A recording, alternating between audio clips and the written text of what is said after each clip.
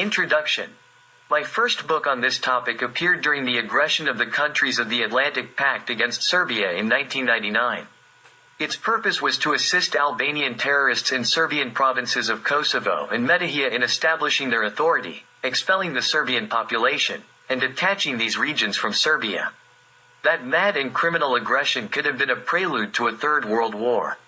My work on this topic was a small booklet titled, Albanians in Serbia.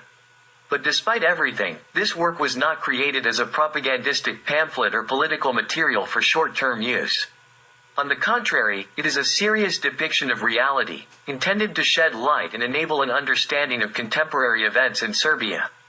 It is based on a rich documentation and possesses all the characteristics of a scholarly work.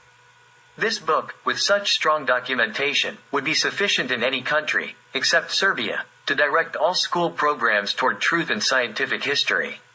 This has not happened due to the simple reason that the foundations of anti-Serbian conspiracies are still very strong.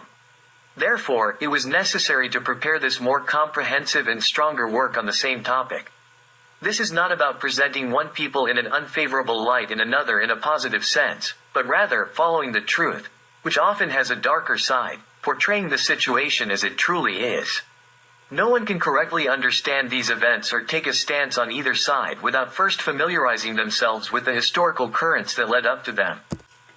I considered it my duty to present historical events as accurately as possible, without the intention of accusing the opposing side of something they did not commit.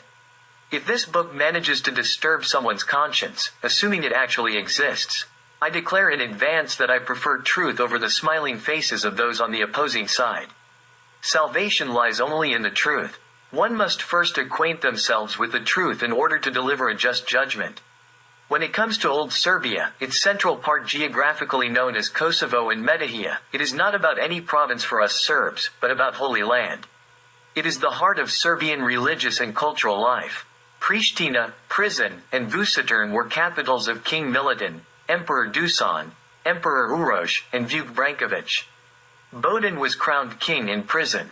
Gračanica, Dekani, Bogorodica Leviska, Banjska, Archangels, and other sacred places. Around 20 Serbian Orthodox saints trace their roots to Kosovo. The Kosovo battle and Kosovo ethics are the inspiration of all Serbian generations. Decisive historical events have influenced every nation's formation of its national ethos. For us Serbs, it was the Kosovo battle that left an imprint on our spiritual and ethical essence, on our historical memory. It is not only thanks to the Kosovo battle as a historical event but also due to the geographical concept of Kosovo and its adjoining region, Metohija. These two provinces together have a special significance in Serbian history as the central part of Serbian land and the cradle of Serbian statehood. Among the first Serbian tribes and territories, Dardania and Dardania are mentioned, which brought glory not only to Serbian weaponry but also to Serbian culture throughout the ancient world. The cradle of the most perfected military organization, and simultaneously of musical instruments and instrumental music. Dardania is represented in the Nemanjić family's coat of arms by an armed lion, and geographically, it corresponds to the territory of present-day Kosovo with parts of Niš and Skopje.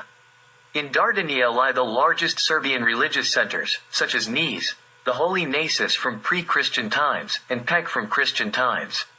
The Archbishopric for Serbia was founded in Pek in the distant year of 548, later becoming the Serbian Patriarchy. The cities of Prizren, Pristina, and Skopje were Serbian royal and imperial capitals.